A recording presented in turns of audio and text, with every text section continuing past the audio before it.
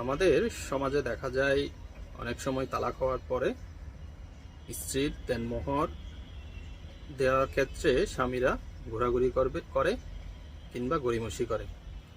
অনেক ক্ষেত্রে স্বামীরা স্ত্রীর দেনমোহর পরিশোধ করতে চায় না। এই ক্ষেত্রে আমাদের সমাজে দেখা যায় অনেক সময় সালিশ বিচার করে স্ত্রীর দেনমোহর অনেকখানি কম দেওয়া হয়। এই ক্ষেত্রে স্ত্রীদের দেনমোহর থেকে বঞ্চিত করা হয়।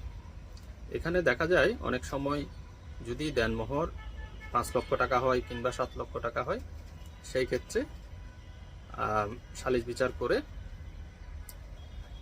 স্ত্রীর দেনমোহর 7 লক্ষ টাকার পরিবর্তে 1 লক্ষ, 1.5 লক্ষ, 2 লক্ষ টাকা দিয়ে স্ত্রীকে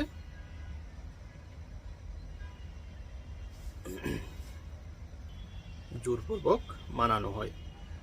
এই ক্ষেত্রে আমাদের সমাজের মেয়েরা অর্থাৎ স্ত্রীরা তাদের দেনমোহর থেকে বঞ্চিত হয়।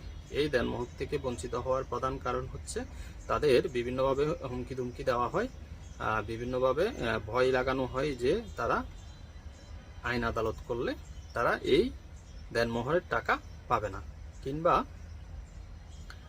তারা দেনমোহরের টাকা আরও কম পাবে। এখানে আমার আজকের ভিডিওর বিষয় হচ্ছে স্ত্রী লোকদের সতর্ক করা, যারা এইভাবে তাদের অধিকার থেকে বঞ্চিত হচ্ছে। আপনারা চাইলে আপনাদের কাবিনের অর্থাৎ দেনমোহরের সমস্ত টাকা স্বামীর কাছ থেকে উসুল করে নিতে পারেন। এক্ষেত্রে আপনাদের করণীয় হচ্ছে আপনারা পারিবারিক আদালতে একটা দেনমোহরের মামলা করবেন। এই ক্ষেত্রে আপনারা একজন আইনজীবীর মাধ্যমে অর্থাৎ একজন আইনজীবীর সাথে যোগাযোগ করবেন এবং আইনজীবীর মাধ্যমে একটি পারিবারিক আদালতে মামলা করবেন। এই মামলায় আপনার দেনমোহর যদি 7 লক্ষ টাকা হয়, সেই ক্ষেত্রে আপনার স্বামীর পক্ষ অর্থাৎ আপনার স্বামী যিনি আপনাকে তালাক দিয়েছেন, উনি যদি 1 টাকা কম দেয়, 1 টাকা কম দেওয়ার ওনার কোনো সুযোগ নাই। অর্থাৎ আপনি যদি আদালতে মামলা করেন, সেই ক্ষেত্রে